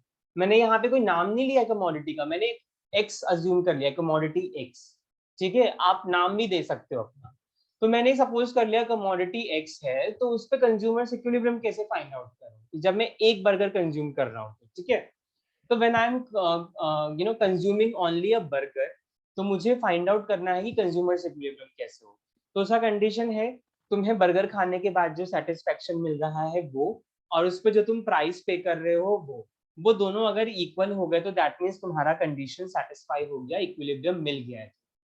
ठीक है, मान लो तुम्हें, नॉर्मल सी भी बात है, ये तो लॉजिक सी बात है, हम कब बोलते हैं कि हमें मैक्सिमम सेटिस्फेक्शन मिला किसी चीज को खाने के बाद। सपोज करो आपने एक बर्गर खाया मैकडी में, 70 रुपए के अराउंड मिलता है एक बर्गर। ठीक है, तो 70 रुपीज का बर्गर आपने पे किया है, तो जब आप खाने के बाद आप बोलो तो यार हाँ 70 रुपए का सेटिस्फेक्शन है, मजा भी आया खाने में। तो वेन यू आर सेइंग कि हाँ भाई प्राइस जो पे किया है that is equal to the satisfaction, हमें उससे जो संतुष्टि हुई है वो भी इक्वल है, तो नॉर्मल सी बात है आप कंज्यूमर इक्विलिब्रियम के स्टेट पे हो।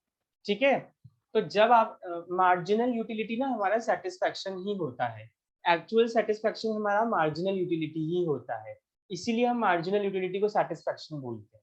ठीक है, तो वो आपका प्राइस के इक्वल होना चाहिए, और जब ये दोनों इक्वल हो तो याद है ना वो 1 utils is equals to 1 rupee, marginal utility of money होता था, इसीलिए मैंने यहाँ पे MUM लिखा है ना।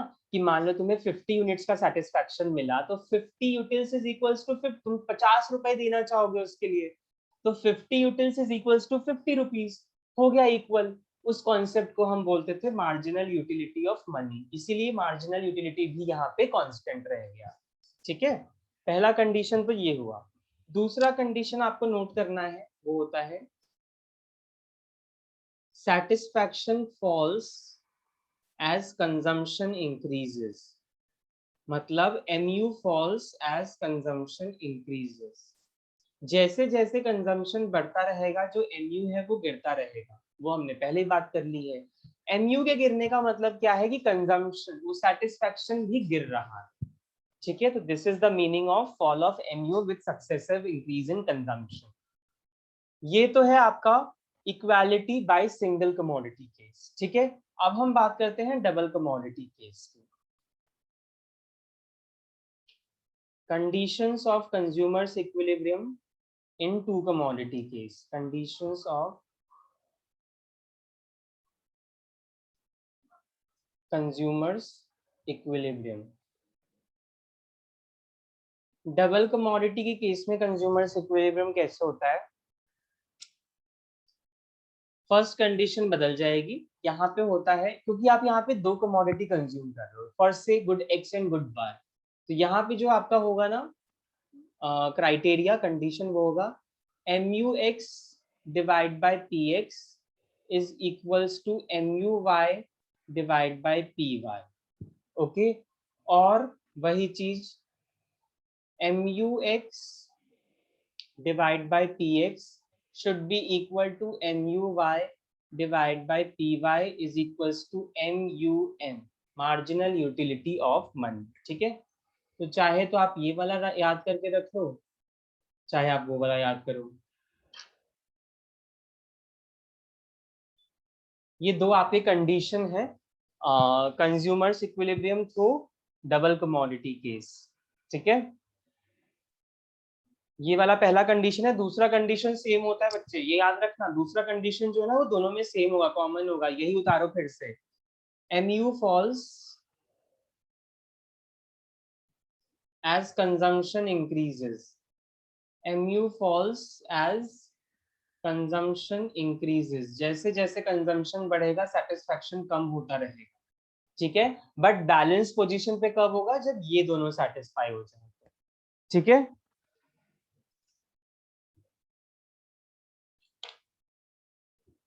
ये है आपकी कंडीशन। अच्छा ठीक है, डबल कमोडिटी का डबल, इसमें एक तो ज्यादा डिटेल में समझना नहीं है, ज्यादा डिटेल में समझने के लिए 11th में ही था हमारा। ठीक है, यहाँ पे आपसे डिटेल में नहीं पूछेगा, यहाँ पे आपसे सिर्फ कंडीशंस पूछेगा, तो या तो आप कंडीशंस रट लो या समझना है तो आप ऐसे समझो। ये कैसे होता है, मैंने यहाँ पे ये अलग क्यों कर दिया, ये थोड़ा सा डिफरेंट क्यों है इससे? फर्स्ट कंडीशन वो ऐसे है, आप दो कमोडिटी कंज्यूम कर रहे हो, सपोज करो बर्गर और पिज्जा, दोनों रख दिया मैंने आपके सामने। ठीक है, आपके पास दो कमोडिटी है। अब आपको बताना है मुझे कि बर्गर और पिज्जा कितना खाने से आप ये बोलो कि दोनों से मिलने वाला सेटिस्फैक्शन इज इक्वल। ठीक है, आप वो पॉइंट मुझे बताओ जब आप ये बोल सको कि आपने इतना बर्गर कंज्यूम किया और इतना पिज्जा खाया तो आपका सेटिस्फैक्शन दोनों से सेम है। अब या तो वो दो बर्गर एक पिज्जा हो सकता है, दो बर्गर दो पिज्जा हो सकते हैं, या एक बर्गर तीन पिज्जा, कुछ भी होगा, वो आप पे डिपेंड करता है। ठीक है, बट मुझे तो इक्विलिब्रियम बताओ। तो आप इक्विलिब्रियम ऐसे फाइंड आउट करोगे, जो सेटिस्फैक्शन आपको बर्गर से मिला वो डिवाइड बाय उसका प्राइस। ठीक है, MUX डिवाइड बाय प्राइस, मैंने यहाँ पे कमोडिटी एक्स अज्यूम कर ली थी, तो satisfaction from commodity X divide by price of good X is equals to second commodity जो आप कंज्यूम कर रहे हो उससे मिलने वाला सेटिस्फैक्शन डिवाइड बाय आपने उसके लिए प्राइस क्या पे किया है। ठीक है, वो आप वो डिवाइड कर दो, तो जो भी वैल्यू आएंगी वो एक दूसरे के बेसिकली इक्वल होनी चाहिए। ठीक है, तो वो होगा आपका कंज्यूमर्स इक्विलिब्रियम। ठीक है, मेनली यही कंडीशन है आपका। तो देखा, क्लियर है अब आपको? बस इतनी सी बात है। अब डिटेल में जैसे होता है ना, तो डिटेल में तो आप न्यूमेरिकल एग्जांपल ले लो, शेड्यूल बना लो, डायग्राम बना लो, बट इतना डिटेल में नहीं जाने की जरूरत है हमें, क्योंकि शेड्यूल और डायग्राम बनाने को तो आएगा नहीं, पेपर सब्जेक्टिव है नहीं, पेपर तो ऑब्जेक्टिव है। ठीक है, तो ऑब्जेक्टिव पेपर में मैक्सिमम इसमें से आपसे यही पूछते हैं कि कंडीशंस क्या हैं under the single commodity and under the double commodity. चलो आगे बढ़ते हैं। इसमें दो चीजें और नोट कर लेना, इनइक्वालिटी की कंडीशंस, ये तो थी इक्वालिटी की कंडीशंस, इनइक्वालिटी की कंडीशंस नोट कर लो। मैं जस्ट एक ओवरव्यू दे देता हूँ। अगेन वो सिर्फ डिटेल में नहीं पूछेंगे, पर तुम्हें ये पता होना चाहिए कि इक्वालिटी अगर ये है तो इनइक्वालिटी ये है। ठीक है, हेडिंग डालना। अगर ये पॉइंट जो अभी हमने नोट किया, ठीक है, वो कंज्यूमर्स इक्विलिब्रियम का था, तो कौन से ऐसे पॉइंट होंगे जहां पे इक्विलिब्रियम नहीं होगा, ठीक है, जहां पे इक्विलिब्रियम नहीं होगा, तो वो चीज नोट करनी है। तो सिंगल कमोडिटी के केस में ना दो कंडीशंस ऐसे होंगे जहां पे इक्विलिब्रियम नहीं होगा। सिंगल कमोडिटी केस, ये हम इनइक्वालिटी की कंडीशंस की बात कर रहे हैं। इक्वालिटी के लिए हमने क्या देखा था, that MUX should be equal to PX। तो भाई इक्विलिब्रियम कब नहीं होगा, when MUX is greater than PX और when MUX is less than PX। ये दोनों इनइक्वालिटी है, यहाँ पे इक्विलिब्रियम नहीं होगा, क्योंकि एक टाइम पे हमारा सेटिस्फैक्शन ज्यादा है एज कंपेयर टू प्राइस, और दूसरे पॉइंट पे सेटिस्फैक्शन कम है। एक पॉइंट पे सेटिस्फैक्शन ज्यादा है एज कंपेयर टू प्राइस, और दूसरे पॉइंट पे हमारा सेटिस्फैक्शन कम है एज कंपेयर टू प्राइस। होता है ना बेटा, खाने के बाद आप बोलते हो यार महंगा पड़ गया, उतने की तो चीज भी नहीं थी, उतना तो मुझे बेनिफिट भी नहीं मिल रहा है इससे, और मैं कोई हाईली सेटिस्फाइड नहीं हूँ। तो वो आपका ये केस होता है जब आप ऐसी बातें बोलते हो, है ना। नॉर्मली बोलते हैं ना कि इसके लिए हमें ज्यादा महंगा पड़ गया, या ये महंगा सामान था, यूज में भी नहीं आ रहा है, या कोई खास बेनिफिट नहीं मिला यूज करके। तो जब तुम्हें बेनिफिट नहीं मिला, तुम सेटिस्फाई ही नहीं हुए, तो फिर इक्विलिब्रियम कैसे। ओके, तो पहली कंडीशन ये हो गई।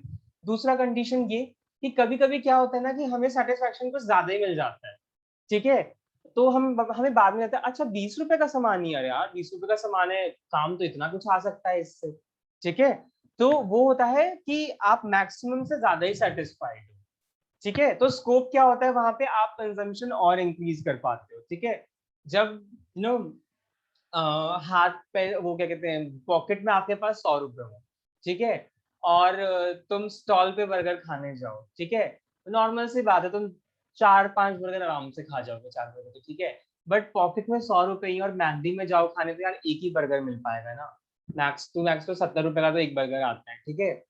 तो खुद सोचो, जब तुम्हारा सेटिस्फैक्शन तुम्हें, और मान लो चलो सेटिस्फैक्शन भी ज्यादा मिला तुम्हें, ठीक है, स्टॉल वाले बर्गर से, मैकडी से कम मिला, तो तुम क्या सोचोगे, यार ये तो सस्ता भी पड़ रहा है और मजा भी आ रहा है इसी को खाने में, इसका टेस्ट ज्यादा अच्छा है, मैं उसके लिए इतने पैसे क्यों दूं। हाँ, तो क्या करोगे तुम फिर, उसको ज्यादा कंज्यूम करोगे फिर। लेकिन वो इक्विलिब्रियम वाली कंडीशन नहीं होगी, क्योंकि हमें तो इक्विलिब्रियम वहां पे चाहिए ना जहाँ पे सेटिस्फैक्शन और प्राइस इक्वल हो। तो यहाँ पे तो सेटिस्फैक्शन और प्राइस इक्वल है ही नहीं, यहाँ तो और स्कोप है कंजम्पशन को बढ़ाने का, ठीक है। और इक्विलिब्रियम कंडीशन पे ना बेटा स्कोप ही नहीं रहता अब आगे बढ़ाने का कंजम्पशन। अगर आपने वो पॉइंट अचीव कर लिया ना, तो उसके बाद आपका सेटिस्फैक्शन नेगेटिव होगा या गिरेगा, बढ़ेगा नहीं। जितना बढ़ सकता था बढ़ चुका है, तो अभी तो आप मैक्सिमम सेटिस्फैक्शन पे आ चुके हो, ठीक है। तो ये दोनों इनइक्वालिटी के होते हैं। सिमिलरली डबल कमोडिटी केस में भी दो इनइक्वालिटी कंडीशन होगी, इसका ही रिवर्स कर लेते हैं, जैसे वो इक्वालिटी था ये इनइक्वालिटी हो जाएगा। टू कमोडिटी केस में भी दो इनइक्वालिटी के कंडीशंस होते हैं, वो बस आप नोट कर लो, ठीक है।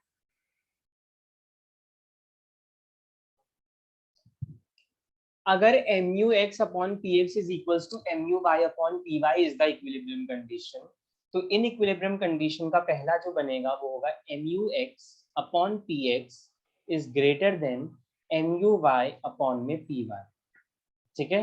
और दूसरा कंडीशन बनेगा MUX upon price of X is less than marginal utility from Y divided by price of Y, ठीक है। ये दो कंडीशंस बनेंगे।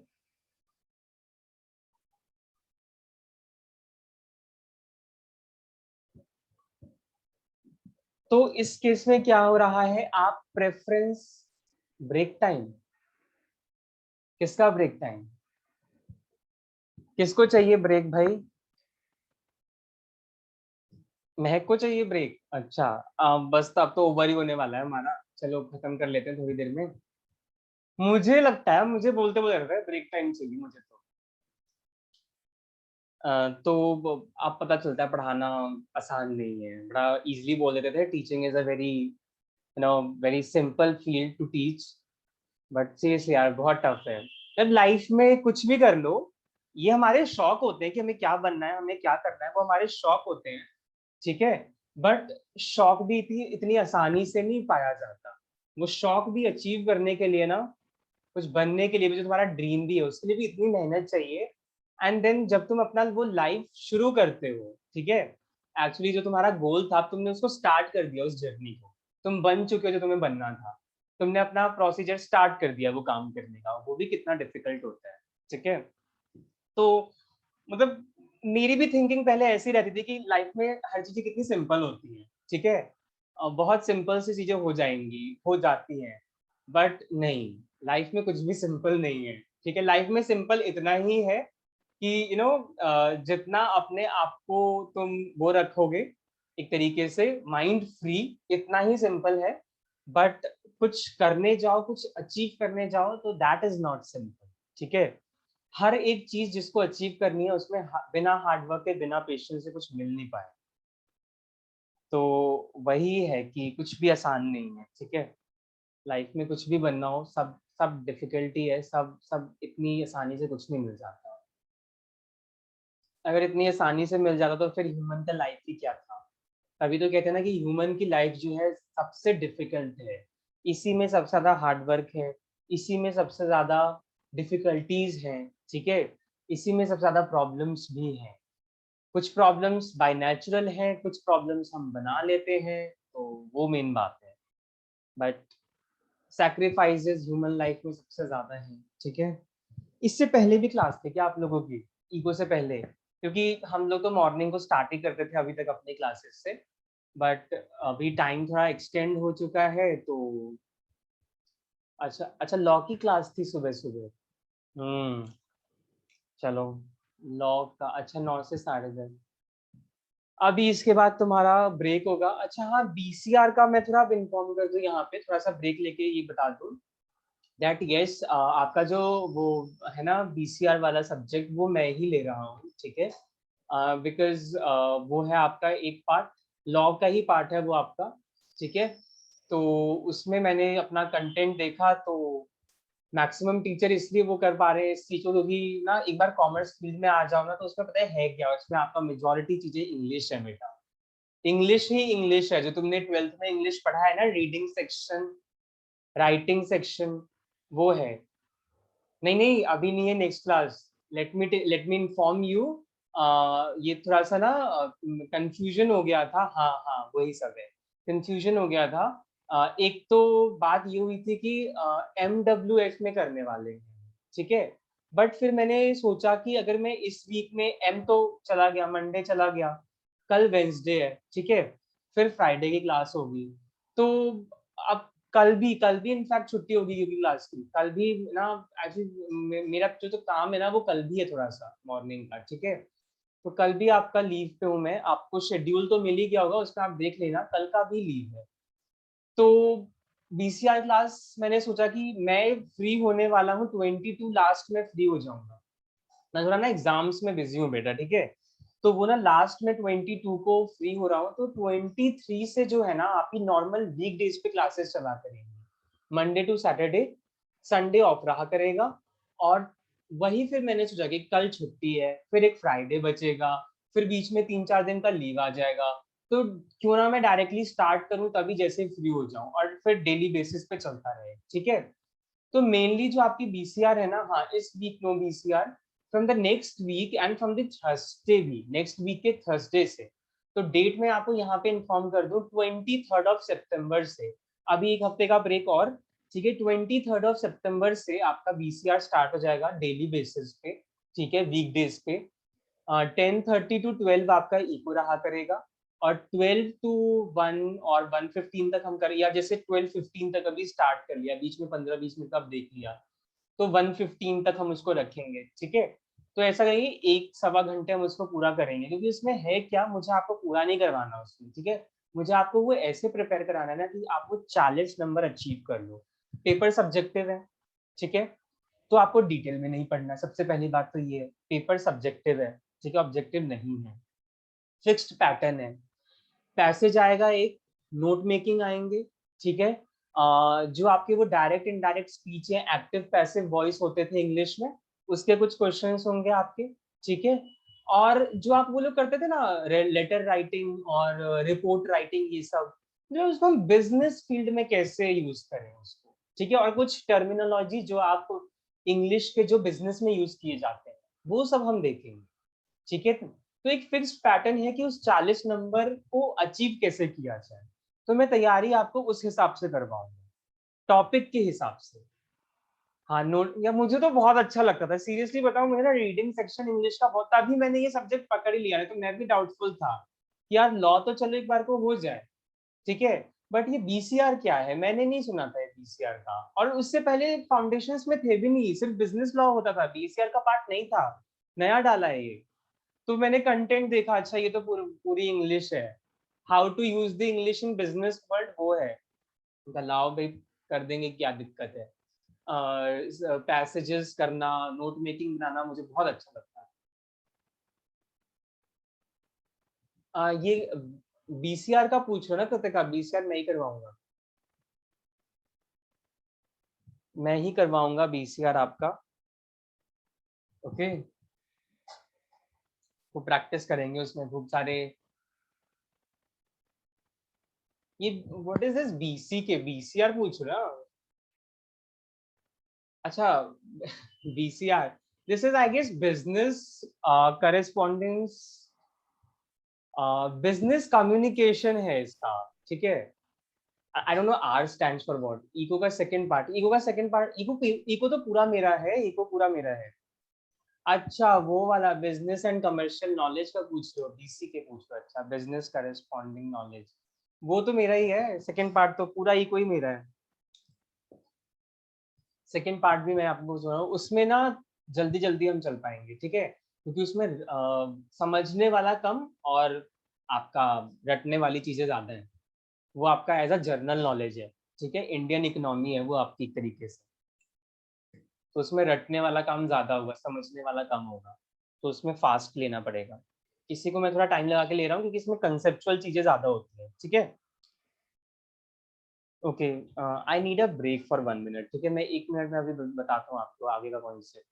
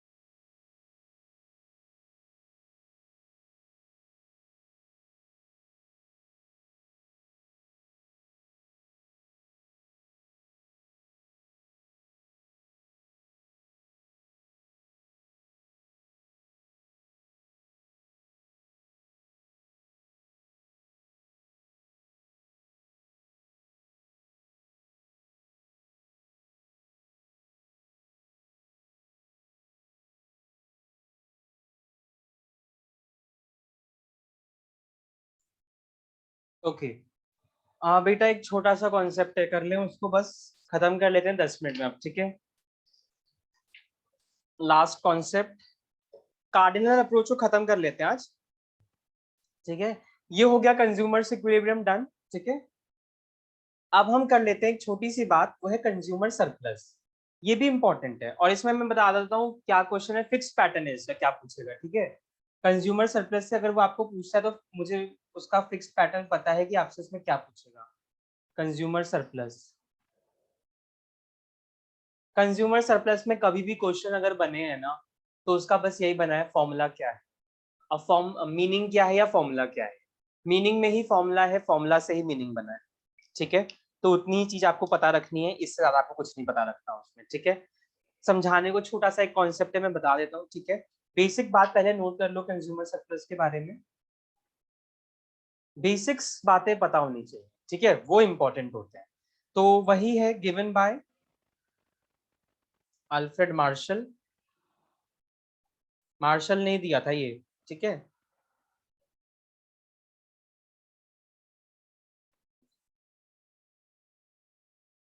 सेकंड बात आप इसमें नोट करो, इट इज मेजर है क्या, अब हम वो बात करते हैं। It is a major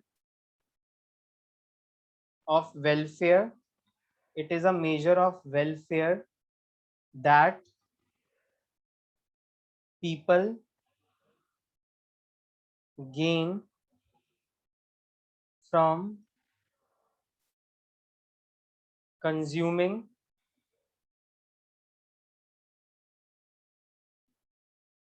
of goods and services। कभी कभी ना गुड्स एंड सर्विसेज कंज्यूम करने से ना फायदा हो जाता है, ठीक है। कंजम्पशन करने से कभी कभी कंज्यूमर को फायदा होता है, गेन पहुंचता है, या आप कह रहे हो उसका बेनिफिट हो गया, उससे उसका वेलफेयर हो गया एक तरीके से। तो उस वेलफेयर को, उस गेन को, उस सरप्लस को जो हम मेजर करते हैं उसे ही हम बोलते हैं कंज्यूमर सरप्लस, ठीक है। अब हम नेक्स्ट पे आते हैं कि जब हम बात करते हैं यार ये कंज्यूमर को बेनिफिट कैसे पहुंचा कंजम्पशन से, या उसको गेन कैसे हुआ, या वो सरप्लस में कैसे है कंज्यूमर, वो मतलब क्या है उसका। तो मतलब ये है, it is defined, consumer surplus को हम ऐसे डिफाइन करते हैं, it is defined as the excess of price which excess of price which a consumer is ready to pay over what he actually pays, over what he actually pays।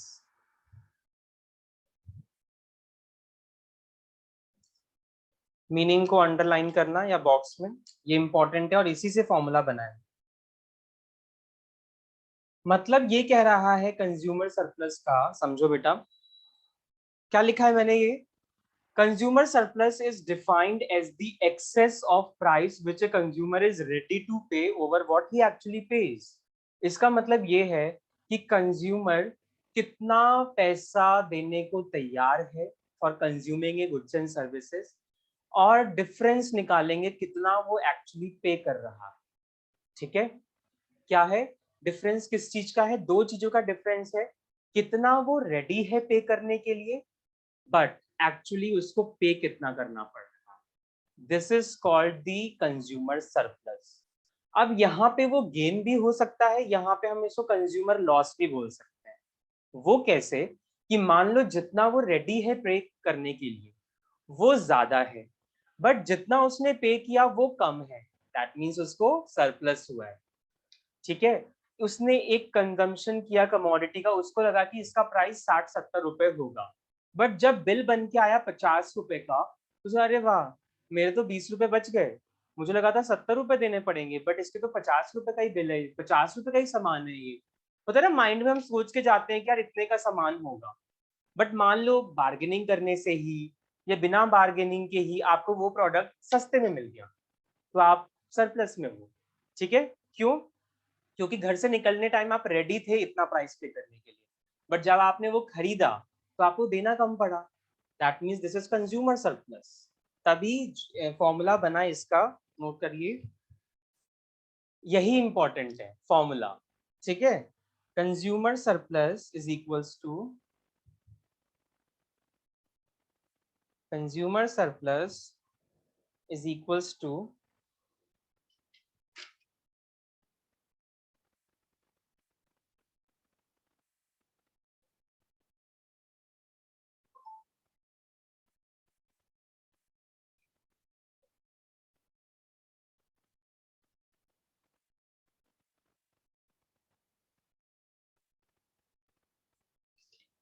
Yes, consumer surplus, इसी को definition को करते हैं यहाँ पे, price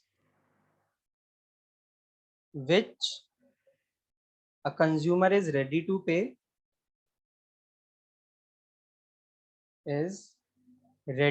पे,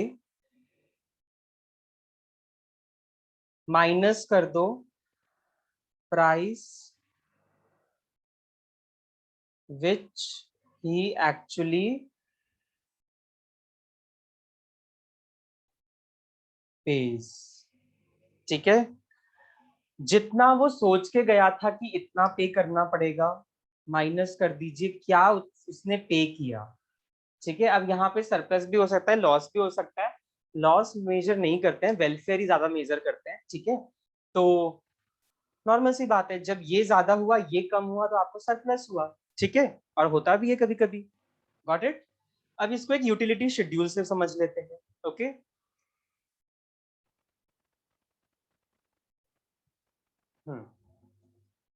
जैसे मैं बताता हूँ कैसे होता है। वो जो हमने MUX इक्वल्स टू PX नहीं देखा था, उसी में से ही है इसका शेड्यूल। ठीक है, यस, शेड्यूल बनाएंगे, यूटिलिटी शेड्यूल। कुछ कॉम्बिनेशंस लेंगे, ऐसे कॉम्बिनेशंस लेंगे जिसमें कभी हमारा सेटिस्फैक्शन ज्यादा होगा और प्राइस कम होगा। एक लेंगे जहां पे इक्विलिब्रियम होगा, जहां पे प्राइस और सेटिस्फैक्शन इक्वल होगा, और कुछ लेंगे जहां पे मार्जिनल यूटिलिटी ज्यादा हो और प्राइस कम हो। ठीक है, तो सपोज करो आप कुछ ऐसे यूनिट्स कंज्यूम कर रहे हो। यूनिट्स हैं जो है वो है आपके 1 2 3 4 5 6 7। ठीक है, सेटिस्फैक्शन को हम MU से मेजर करते हैं, या रुपीज में भी होता है आपका। ठीक है, 30 28 26 24 22 20 और 18। ये मैंने डिक्रीजिंग ऑर्डर में क्यों लिया, क्योंकि जैसे जैसे हम कंजम्पशन बढ़ाते हैं सेटिस्फैक्शन कम होता रहता है, राइट। तो ये डिक्लाइन करेगा हमेशा। प्राइस, आप प्राइस सपोज कर लो उस गुड एक्स का, हमने कमोडिटी अज्यूम कर लिया गुड एक्स है, तो उसका प्राइस आपने सेट कर दिया 20। सब पे 20-20 रहेगा क्योंकि हमने अजम्पशन लिया था प्राइसेस रिमेन्स कांस्टेंट। ठीक है, उस अजम्पशन के लिए मैं सब पे 20-20 रुपए प्राइस कर रहा हूँ। वो अजम्पशन वायलेट नहीं होनी चाहिए, तभी मैंने सब पे 20-20 प्राइस किए हैं। ठीक है, अब आप बताओ मुझे, यहाँ पे इक्विलिब्रियम का कंडीशन तो वही था, MUX is equals to PX। तो आपका जो इक्विलिब्रियम है वो कौन से यूनिट पे है, आप ही लोग बताओ मुझे। कौन से यूनिट पे आप इक्विलिब्रियम पे हो, जहां पे सेटिस्फैक्शन और प्राइस इक्वल है? कौन सा है वो unit? Very good, 6th unit पे। सबको पता चल गया, क्योंकि यहाँ पे क्या है, सेटिस्फैक्शन और प्राइस सेम है। जितना खाया उतना, मतलब जितना खाया उतने का पेमेंट हुआ, मतलब माइंड में आया कि हाँ भाई इतने रुपए का सामान था, इतना ही देना पड़ा, और इतने का सेटिस्फैक्शन मिल भी गया। ठीक है, अब देखो कुछ जो कॉम्बिनेशन है वो कैसे हैं। यहाँ पे देखो 30 28 26 24 22 और प्राइसेस देखो। इस केस में क्या है तुम्हारा, marginal utility of commodity x is greater than price of x, right. That means तुम्हें सेटिस्फैक्शन ज्यादा मिल रहा है और तुम्हें प्राइस कम देना पड़ रहा है। मतलब तुम सोच के आए थे कि इसको इतना इतना हो सकता है, बट एक्चुअली तुम्हारा प्राइसेस देखो कितना कम है। ठीक है, तो ये जो पॉइंट हो गया ना, ये वाला आपका पूरा का पूरा क्या हो गया, ये कंज्यूमर सरप्लस। तो आपसे ऐसे भी तो पूछ सकता है कंज्यूमर सरप्लस किस पॉइंट पे होगा, when marginal utility is equals to price, when marginal utility is less than price, और when marginal utility is greater than price. तो कंज्यूमर सरप्लस जो होता है वो होता है marginal utility is greater than price, क्योंकि वहां पे मेरा सेटिस्फैक्शन ज्यादा है और प्राइस मुझे कम पे करना पड़ रहा है। ठीक है, तो नॉर्मल सी बात है, मैं फायदे में हूँ, मैं सरप्लस में हूँ। ठीक है, तो this is called consumer surplus. बस एक समझाने के लिए था, बाकी आपका फॉर्मूला इंपॉर्टेंट है। ये जब भी आया है ना, कौन सा 7th वाला, हाँ तो वो कंज्यूमर सरप्लस नहीं है ना, तभी मैंने उसको सरप्लस में नहीं नाम दिया। वो बस समझाने के लिए था कि देखो 3 कंडीशन बने, लेस देन वाला, सॉरी यार सॉरी सॉरी, लेस देन वाला, ग्रेटर देन वाला और इक्वालिटी वाला। ठीक है, तो these all are the, first unit, second unit, third unit, fourth unit and fifth unit consume करने के बाद हम सेटिस्फैक्शन में है। अब सेटिस्फैक्शन कितने यूनिट्स के मिल रहे हैं, गैप मेजर करेंगे ना। कंज्यूमर सरप्लस हो कितने यूनिट से रहा है, आपको कितने रुपए का फायदा हो रहा है आपको, आप खुद बताओ। पहले यूनिट पे आपको कितने रुपए का फायदा हो रहा है?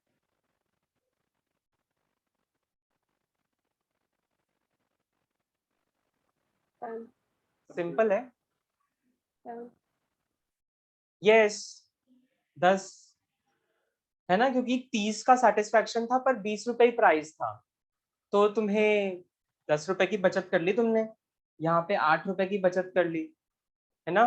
यहाँ पे तुमने 6 रुपए की बचत कर ली, यहाँ तुमने 4 रुपए का बचत कर लिया और यहाँ पे 2 रुपए की बचत हो गई।